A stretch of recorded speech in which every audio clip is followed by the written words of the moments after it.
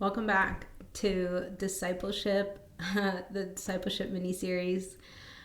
Today we're talking about the Sabbath rest, and this is part 2 of that. Just wanted to share more ideas on how to incorporate Sabbath into your daily weekly spiritual practices, and how to incorporate them with your children. Because I know that sometimes that is hard. And sometimes I know this may sound crazy in the day and age that we live, but sometimes it is saying no to those extracurricular activities. It is saying no to maybe the other club sport, or to the other thing that's going to have you running around town. And the thing about Sabbath is just, it's not about doing nothing, it's about being present. And I think you can show up for your children and be so present with them when you're not having to run around, when you're not going to the next thing, when you're not shuffling or chauffeuring one person from one place to the other. And you're able to just be together as a family and actually hang out with them, play games, do a puzzle together, play board games, read a book together, take a nap together, whatever that looks like. I mean, it's definitely doable to incorporate Sabbath with your children and teaching them that it's about rest. And I know this firsthand. I've had the pleasure of knowing several families within my church community that practice this, and they practice this as a family. And if you ask those kids what their favorite day of the week was, and it was always the Sabbath, because their parents were there, they were present, they got to do stuff together, they got to ride their bikes together, and it's going back to that simplicity, making life simple.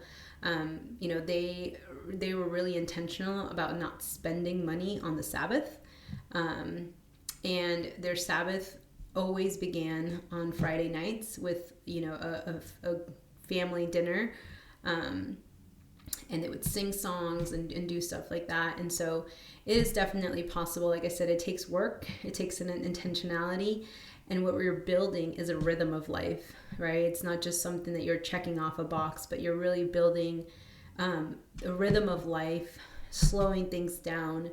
You're disconnecting from technology, you're disconnecting from the outside world, you're really fasting from consumption. Depends on what degree you want to do it, right? I mean, again, it's finding something that works for your family, where you really truly feel like you've had rest. The way John Mark Comer describes it is as that Christmas morning feeling, where you're not in a hurry, you get to hang out and lounge in your PJs all morning, and you're just there, you're just enjoying the day. No work, nothing to do, watching the kids open presents, and it's just like a Christmas morning once a week. So that's just some further ideas on how you can incorporate Sabbath as a family and as a couple. I mean, this is where you really get to reconnect and rebuild intimacy, rebuild connection, because you're not distracted by the chores, the to-do list, and what are we going to have for dinner, or what are we going to do tonight or today, and you can just allow the day to unfold. For some couples, it may look like doing a house project. It may not be working your regular job. It may be working on something that brings you joy, that you enjoy doing together. So it doesn't have to be like you're resting completely from all manual labor. It could be something as fun or as simple. If it brings you joy and peace and relaxation, nothing is off limits. And so you're not meant to be rigid with this. It's just finding, like I said, a rhythm or something that you enjoy doing together, that brings you joy, that brings you rest, that you can enjoy doing together.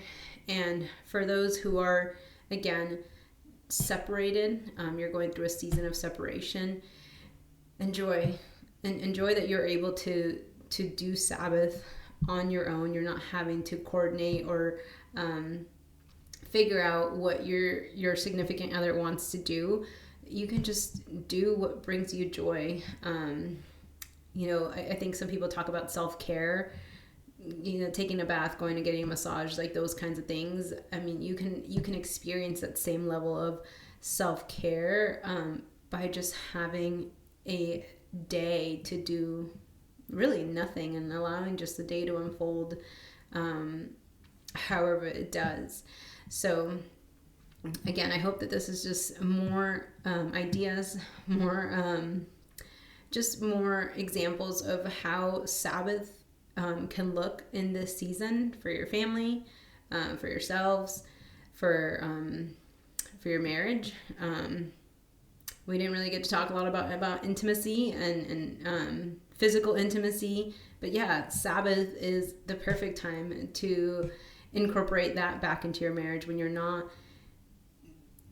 being pulled in a million directions, because you have the time, you have the space. So anyways, I hope that this is helpful, and I can't wait to hear how you're incorporating Sabbath into your weekly rhythms.